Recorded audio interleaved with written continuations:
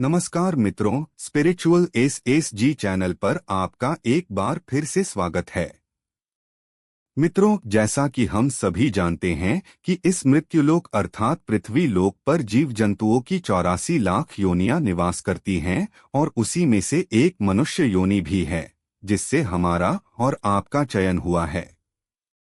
दोस्तों, हमने आपको अपनी इस वीडियो में बताया है कि मृत्यु के बाद प्राणी को उसके कर्मों के हिसाब से अगला जन्म मिलता है और जब कोई प्राणी अपने पिछले जन्म में अधिक से अधिक सत्कर्म करता है तो उसका जन्म मनुष्य योनि में होता है। परंतु मित्रों, धर्मशास्त्रों की माने तो अन्य सभी योनियों की अपेक्षा जीव को मनुष्य योनि में ही सबसे ज्यादा कष्ट भोगना पड़ता है। आज की इस वीडियो में हम आपको यही बताने जा रहे हैं कि मनुष्य को माता के गर्भ से मृत्यु तक किस किस तरह के कष्ट भोगने पड़ते हैं, जिसका वर्णन भागवत पुराण में किया गया है।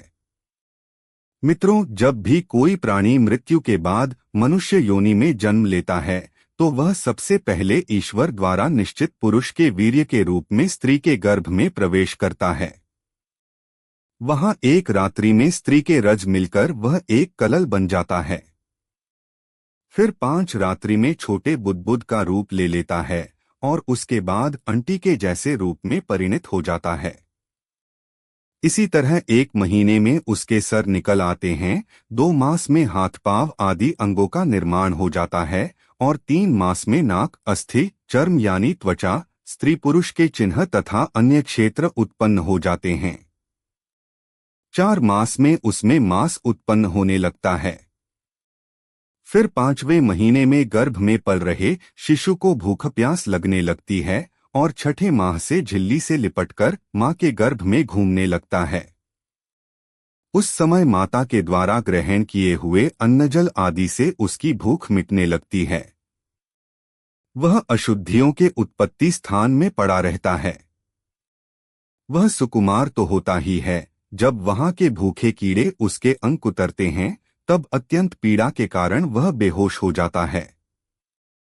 इतना ही नहीं, मां के खाए हुए कड़वे, तीखे, गर्म, नमकीन, रूखे और खट्टे आदि पदार्थों का स्पर्श होने से उसके सारे शरीर में पीड़ा होने लगती है।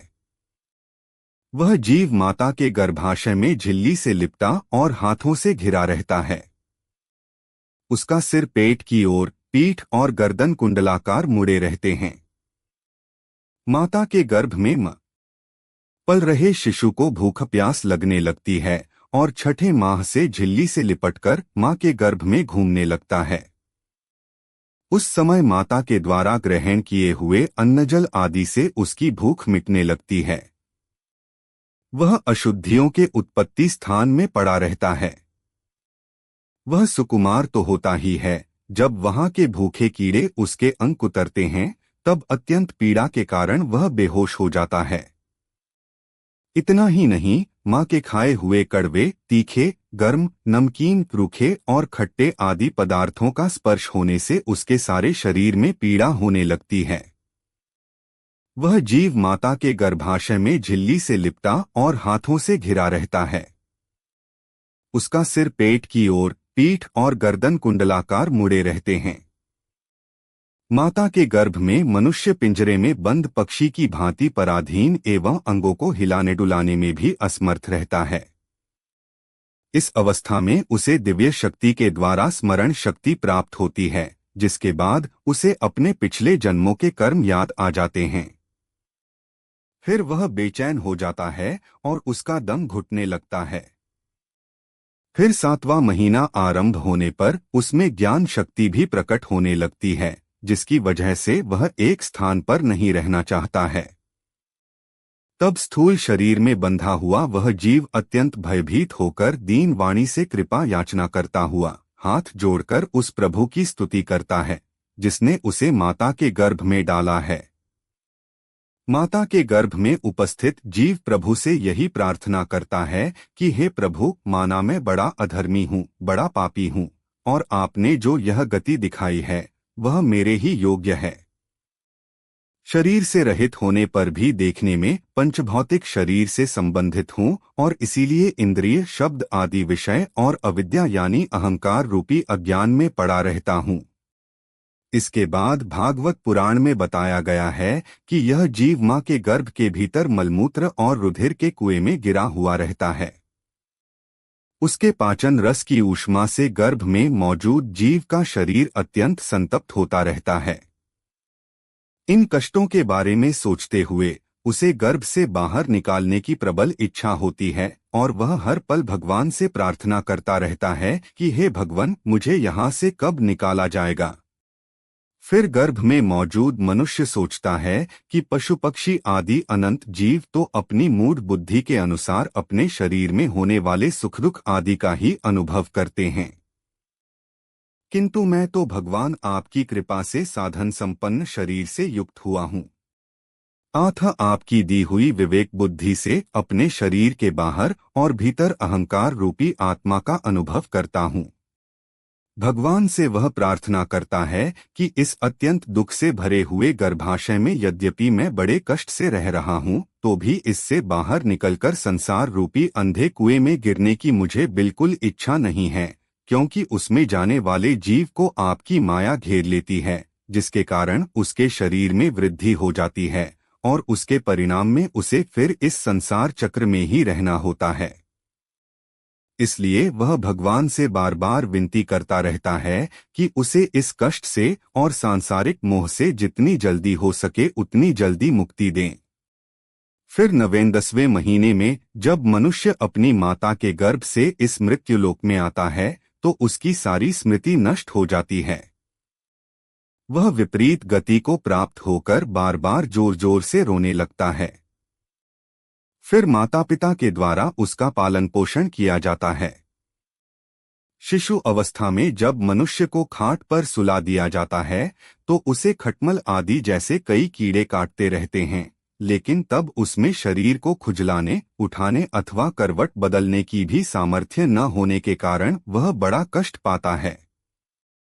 उसकी त्वचा बड़ी कोमल होती है, इसलिए वह कुछ नहीं कर सकता।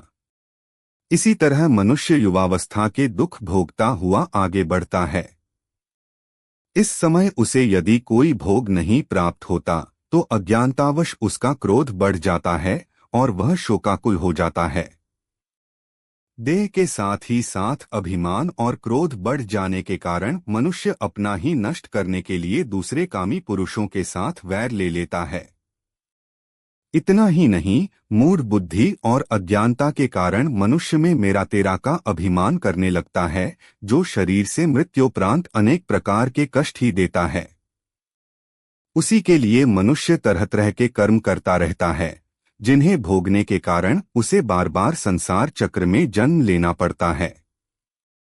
इतना ही नहीं, मनुष्य योनि में जन्म लेने के बाद यदि किसी मनुष्य का भोगों में लगे हुए विषी पुरुषों से समागम हो जाता है और वह उसी का अनुगम करने लगता है तो पहले के समान ही वह फिर नरक की योनि में जन्म लेता है, जिसके संग से मनुष्य की पवित्रता, दया, वाणी का संयम, बुद्धि और इंद्रियों का संयम जैसे सद्गुण नष्ट हो जाते हैं।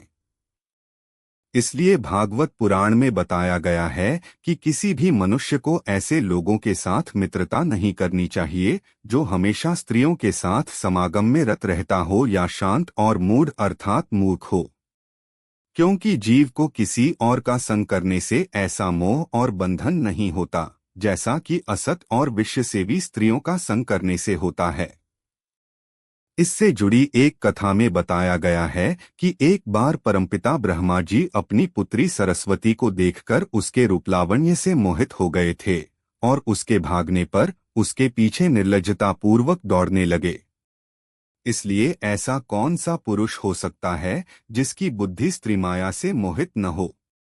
इतना ही नहीं, स्त्रीमाया में इतना बल है कि वह अपनी भ्रिकुटी अर्थात नयन से बड़े बड़े दिग्गजों और वीरों को पैरों से कुचल देती है। जो पुरुष परमार्थ को प्राप्त करना चाहता हो अथवा जिसे मेरी सेवा के प्रभाव से आत्मा अनात्मा का विवेक हो गया हो, वह स्त्रियों का संग कभी न करे, क्योंकि उन्हें ऐसे पुरुष के लिए नरक का खुला द्वार बताया गया है।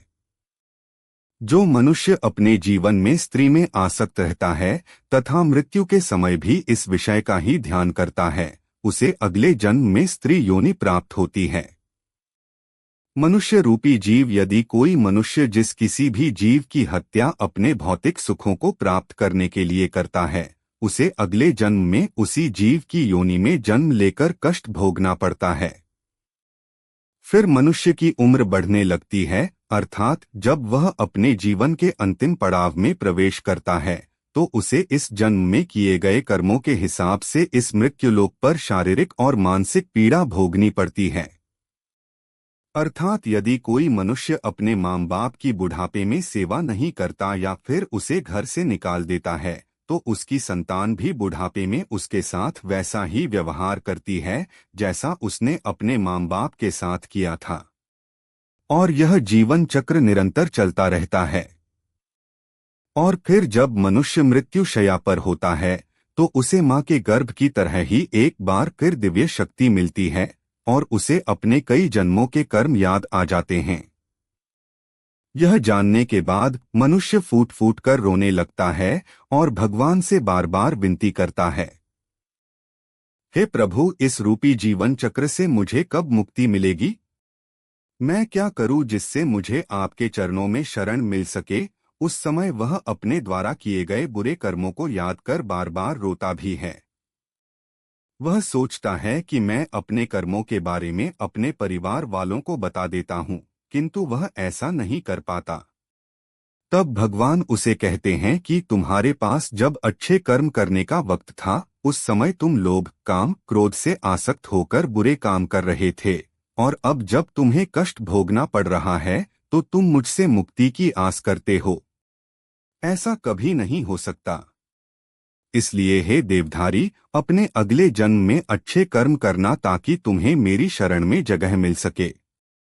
फिर इसके बाद यमदूत उसके शरीर से आत्मा निकाल कर ले जाते हैं और बच जाता है तो वह स्थूल शरीर। इसलिए मनुष्य को चाहिए कि वह भगवान के द्वारा मिले मनुष्य रूपी जीवन में अधिक से अधिक सत्कर्म कर जन्म मृत्यु के चक्र से खुद को मुक्ति दिला ले और सदा के लिए भगवान के चरणों में अपना स्थान बना ले। आप इस बारे में क्या सोचते हैं? नीचे कमेंट में जरूर बताइएगा। आज की वीडियो यहीं समाप्त होती है।